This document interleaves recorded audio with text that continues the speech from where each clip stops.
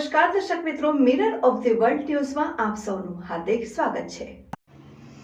ખાણ ખનીજ વિભાગનો ક્લાર્ક 2 લાખની લાંચ લેતા ઝડપાયો। ઈ ભૂસ્તર શાસ્ત્રી સહિત 3 ફરાર।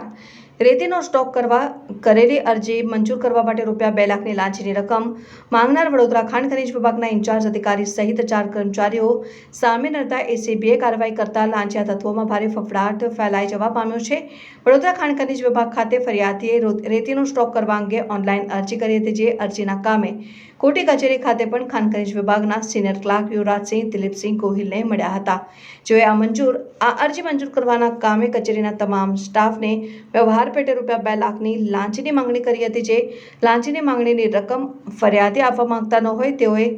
એન્ટી કરપ્શન બ્યુરોનો સંપર્ક સાધ્યો હતો ને જેના કારણે 12મી તારીખના રોજ એસીબીએ છટકાનું આયોજન કર્યું હતું ને ફરિયાદીને સિનિયર ક્લાર્ક વર્ગના 3ના યુવરાજસિંહ ગોહિલે BAPS હોસ્પિટલ પાસે પ્રેમાવતી રેસ્ટોરન્ટ ખાતે લાંચની રકમ લઈને બોલાવ્યા હતા, જ્યાં યુવરાજસિંહ ફરિયાદી પાસેથી વાતચીત કરી લાંચની રકમ સ્વીકારતા એસીબીએ રંગે હાથ ઝડપી પાડ્યો હતો ને આ સાથે યુવરાજસિંહને લાંચ લેવા માટે મોબાઈલ ફોન ઉપર સંમતિ આપનાર કુબેર ભુવન ખાણ ખનીજ વિભાગના વર્ગ 2ના મદદનીશ ભૂસ્તર શાસ્ત્રી રવિકુમાર કમલેશકુમાર મિસ્ત્રી તથા વર્ગ 3ના આઈટી એક્ઝિક્યુટિવ કિરણભાઈ કાંતિભાઈ પરમાર તથા ખાણ ખનીજ વિભાગ વર્ગ 3ના રોયલ્ટી ઇન્સ્પેક્ટર સંકેતભાઈ પટેલની પણ એસીબીએ રૂપિયા 2 લાખની લાંચ કેસમાં ગુનો દાખલ કરી કાયદેસરની આગળની કાર્યવાહી હાથ ધરી છે।